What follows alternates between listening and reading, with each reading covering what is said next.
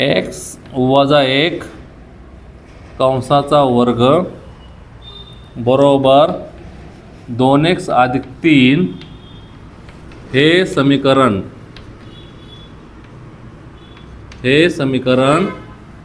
ax वर्ग अधिक bx अधिक c बरोबर 0 या स्वरूपात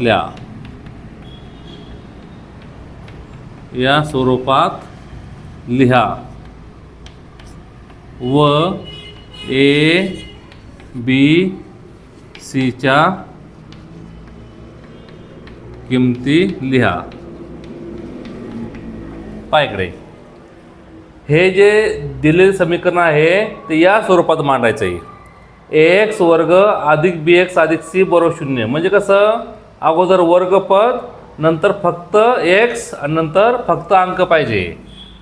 पहा बरं आता, x वजा 1 कंस वर्ग बरोबर 2x अधिक 3 म्हणून हा संपूर्ण कंसाचा वर्ग आहे.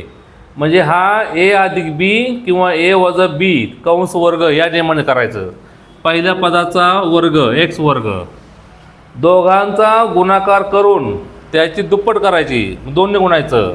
या दोघांचा गुणाकार होणार x, त्याची दुप्पट 2x म्हणजे वजा 2x अधिक दुसऱ्या पदाचा वर्ग, मग एकाचा वर्ग हा एकच येणार. वर्ग हा नेहमी अधिकच येतो, कारण वजा 1 गुणिले वजा 1 त्याचं उत्तर अधिक 1 होणार. हे आहे तसे आले 2x अधिक 3.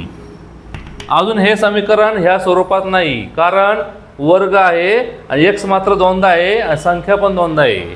त्यामुळे असं करायचं, x वर्ग हे वजा 2x आणि लगेच हा अधिक 2x आहे ना, तो बरोबर चिन्हाच्या पलीकडून अलीकडे येणार आहे, त्याचं चिन्ह बदली करायचं. वजा 2x अधिक 1 हा 3 पलीकडचा अलीकडे आला, चिन्ह बदले होणार, बरोबर 0. पलीकडच्या अलीकडे आल्यावर पलीकडे फक्त 0 राहणार, काहीच राहत नाही म्हणजे 0 राहतो. अधिकचे वजा आणि हे पहिल्यांदा आहे ते आहे तसं मांडायचं. एक्स वर्ग, दुसरा कोण एक्स वर्ग आहे का? नाही, एक्स वर्ग. ह्या एक्सचा पाहता समान चिन्ह आहे, बेरीज करायची, उत्तर आले वजा 4x. वेगवेगळे चिन्ह आहे, वजा बाकी चिन्ह मोठ्याचे मांडायचे, वजा 2 बरोबर 0. मग हे समीकरण पहा, एक्स वर्ग अधिक bx अधिक c बरोबर 0 या स्वरूपामध्ये आलं. पहा आता असं नाही की ते अधिक म्हणजे येथे पण अधिक पाहिजेत, असं काही नसतं.